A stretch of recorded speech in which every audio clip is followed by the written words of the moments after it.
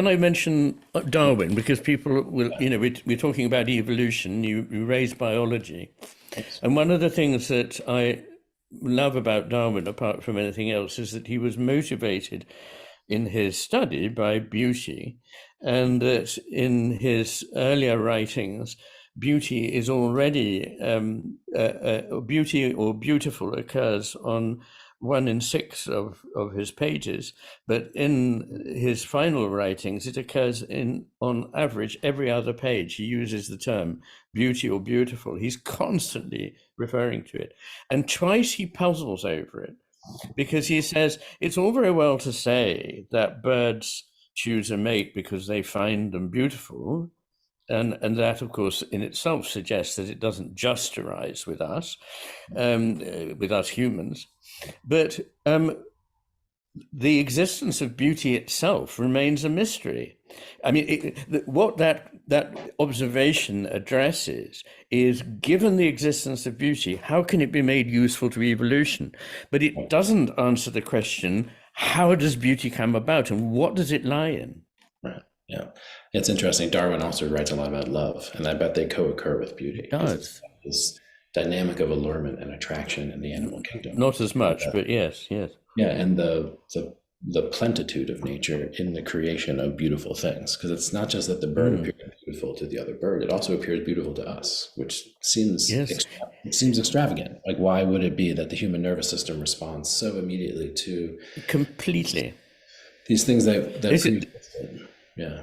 This is a point I make. I mean, that why is it that the things that birds and animals find beautiful, we also find beautiful, even though they have no relevant. I mean, the fact that a bird has certain colors doesn't, or a plant. In fact, a plant that is poisonous may be very beautiful. So it's not a matter of being evolutionarily beneficial. It just is beautiful.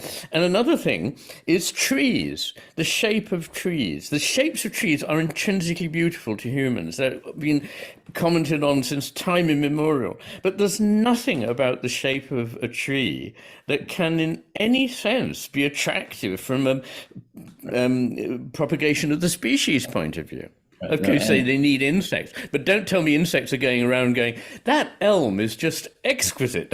And why would my nervous system evolve to be appreciative of the beauty of the tree? And indeed, and it certainly is. And so that notion of kind of like moving the utilitarian calculus down into evolutionary explanation, and therefore believing that everything that's here, like my whole body and mind, evolved for this very narrow function, is in fact incorrect. That if value exists us and life responds to value, then it's reasonable that we optimized actually biologically, neurologically, for love, beauty, right? A whole host of values that we actually have the ability to respond to. And so valueception, this gets to a question, valueception is like a skill.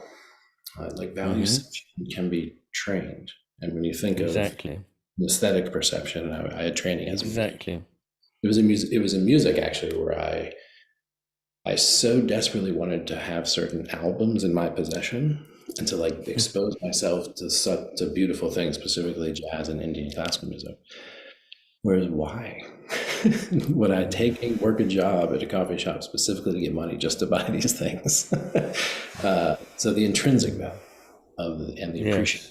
So this question of, how do you build valueception? Why is it that our schools, for example, seem to inhibit it, that the culture seems to actually create the opposite, where things that have no value get perceived as having value, is one way of even describing the commodity form itself, that you perform a trick.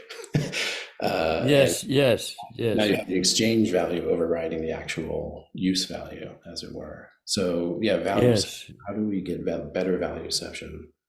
How do we avoid being confused? Yes, it's a very interesting question, because like so many things, it's not black and white in that valueception can only exist once it's been trained. But it's also true that it can be trained, but it is intrinsic. So I think children, without any instruction, find certain things beautiful and Yeah. certain animals, for example, are beautiful. And they also find some ugly. And this is an important point to make, because something that might be said is, well, you find all these beautiful things in nature just because we're trained that whatever is natural is beautiful. Absolutely not. Although most of nature manages to remain extremely beautiful, there are certainly lots of things in nature that are just plain ugly.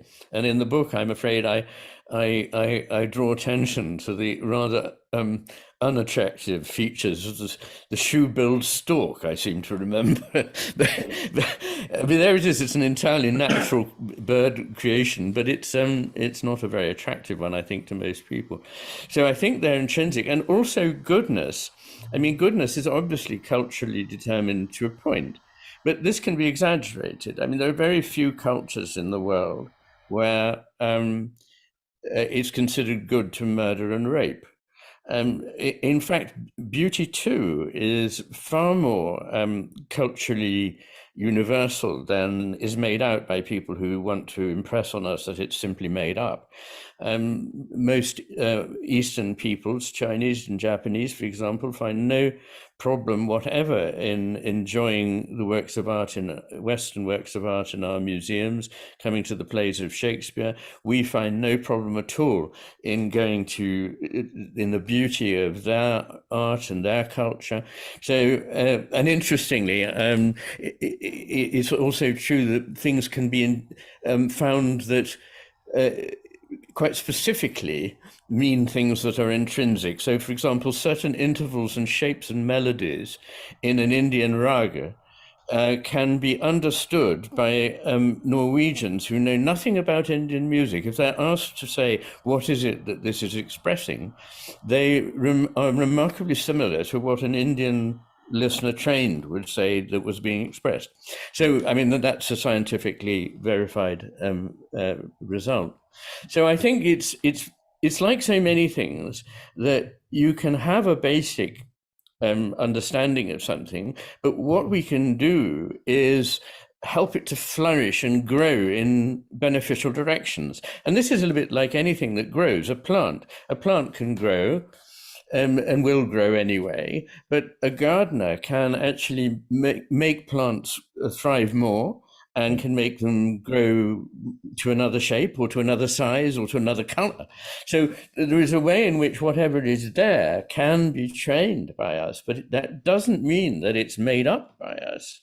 I believe that Goethe is right when he says that everything properly considered and appreciated by us calls out in us the faculty with which we can appreciate it.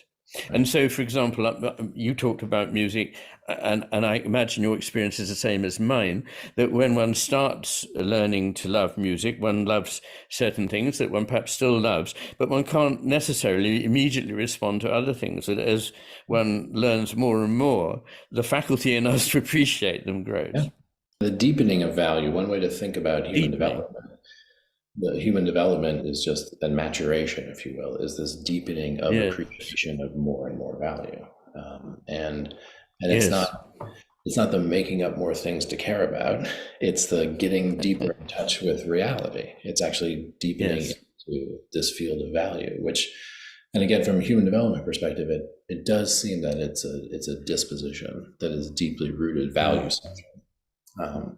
And that a lot of what occurs is just the absence of support for that skill and things that counteract it, which is to say anti-value. So like preference, preference falsification is the root of advertising, and advertising suffuses our environment. So there's a intentional thing in our culture to actually disrupt the ability to truly perceive value. So it's a thing that we need to think about, like, how do we protect ourselves from being confused and then sit and appreciate, and how does that actually work?